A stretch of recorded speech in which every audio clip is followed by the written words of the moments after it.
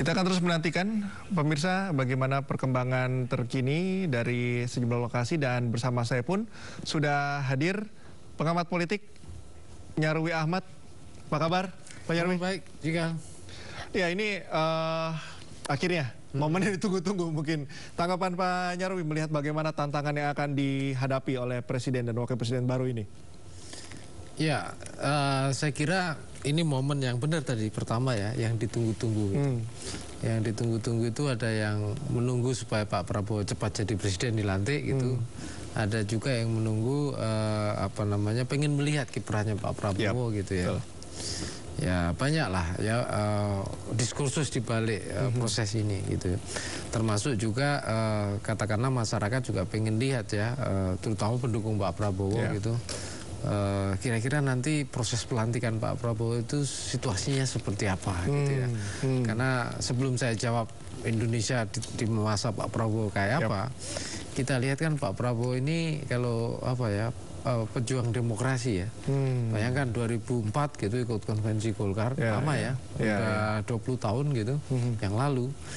Kemudian 2009 ikut Pilpres pertama sebagai wakil Bu Mega, kemudian 2014 gitu bertarung dengan Pak Jokowi untuk Pilpres, 2019 juga, nah ini 2024. Ada yang menyamakan perjuangannya kayak Abraham Lincoln katanya. Ya, panjang berkali-kali gagal akhirnya berhasil juga. Ya, panjang sekali, makanya kan banyak yang pengen melihat ya proses pelantikan ya Pak Prabowo ini ya.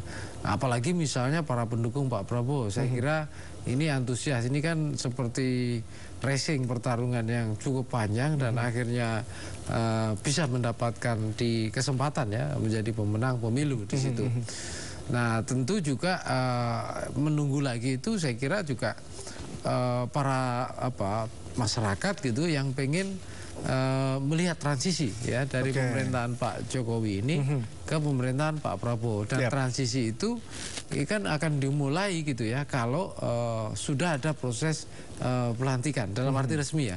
Prosesnya sudah kemarin-kemarin kita lihat ya, ada beberapa jabatan wakil kementerian yang di masa Pak Jokowi, nah itu diusulkan gitu ya, terus bahkan badan juga baru ada gitu ya, termasuk lembaga seperti kantor komunikasi kepresidenan itu juga ada gitu ya. Nah, itu juga saya kira ini proses persiapan transisinya, tetapi resmi nanti gitu penyerahan mandat gitu, pergantian gitu. Nah, itu nanti saya kira di momen-momen hari ini. Makanya kan banyak sekali ya. Nah, belum lagi ya Cikal yang menunggu juga gitu ya. Itu kan yang merasa kurang puas dengan Pak Jokowi gitu ya.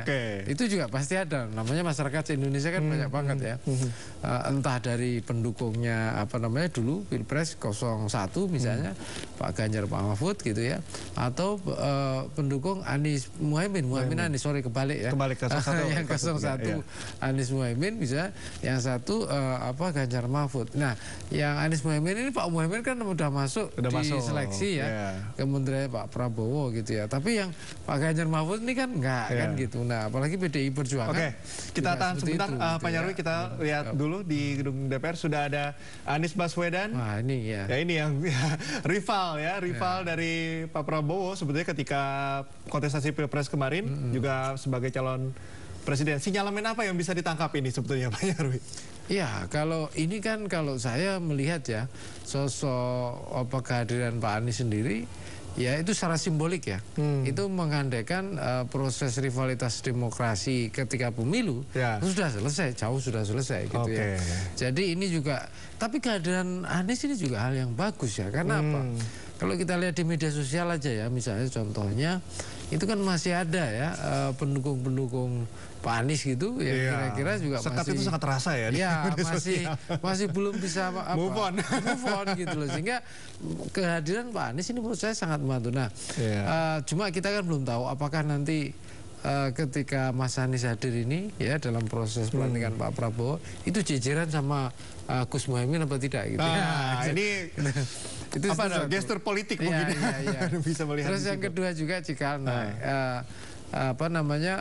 Mas Ganjar dan Pak Mahfud. Kemarin kalau kita lihat di beberapa informasi kan Mas Ganjar juga akan hadir katanya ya, sesuai dengan undangan tentunya gitu. Nah, kayak apa kira-kira nanti prosesnya gitu ya, seperti itu ketika proses pelantikan. Kenapa?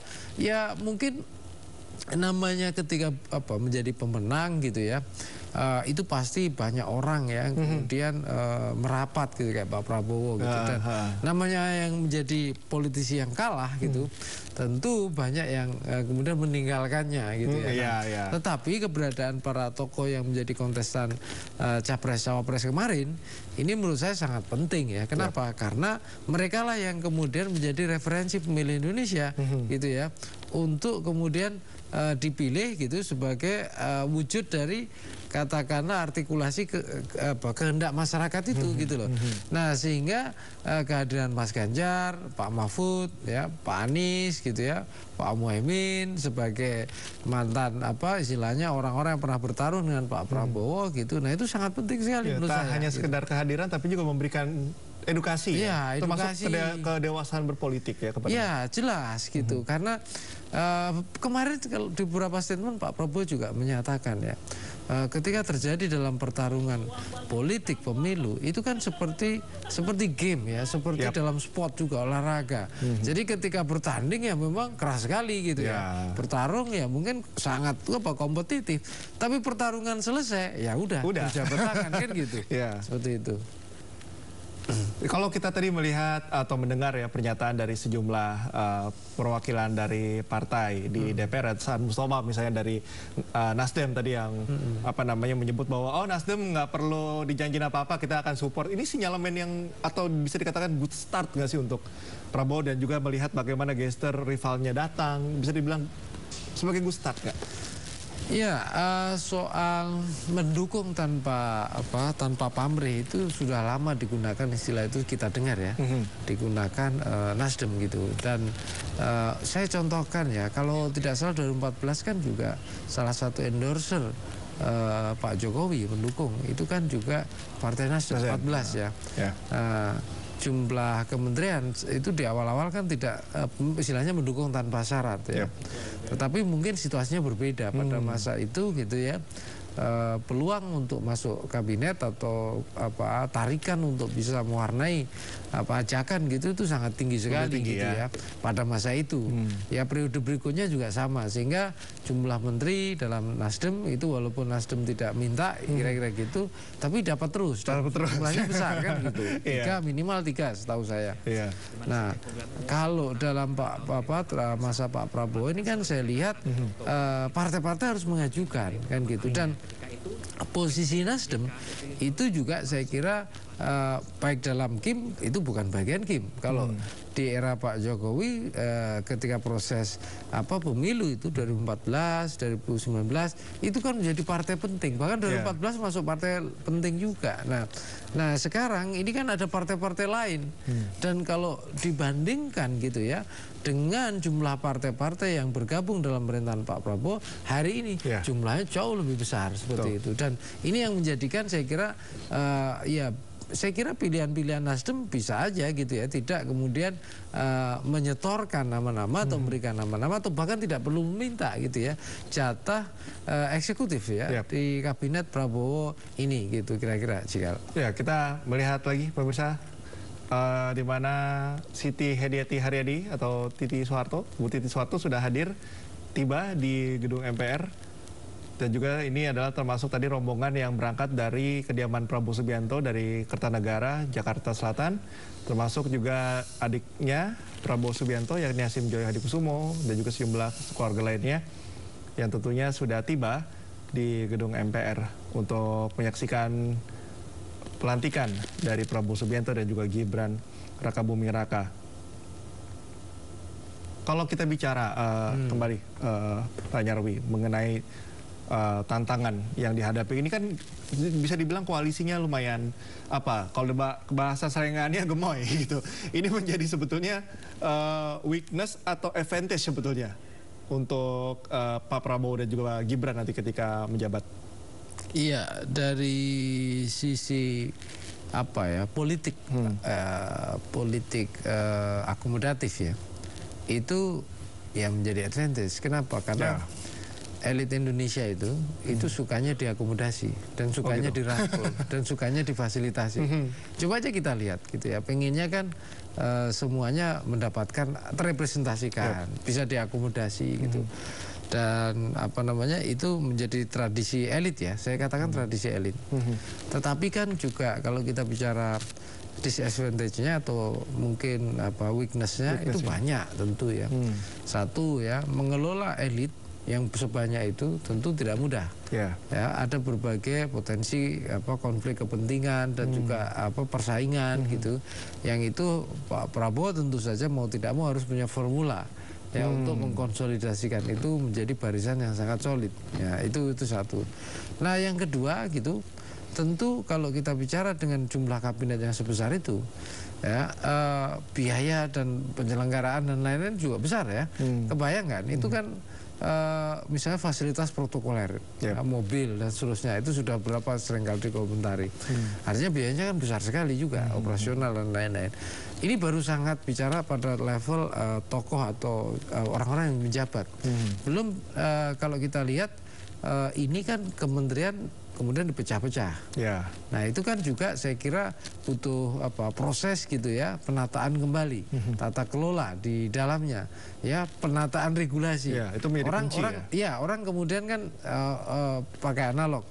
Jangankan yang serumit tata kelola, yang konseptual, ganti surat saja Mas, ganti kop itu gitu, se-Indonesia atau se-KL-KL-nya dan seterusnya.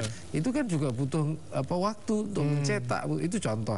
Tapi apapun itu gitu ya, ya sekarang kan di era digital ya, mestinya hal-hal seperti ini bisa diminimalisir gitu ya. Disederhanakan ya. Isu seperti ini gitu.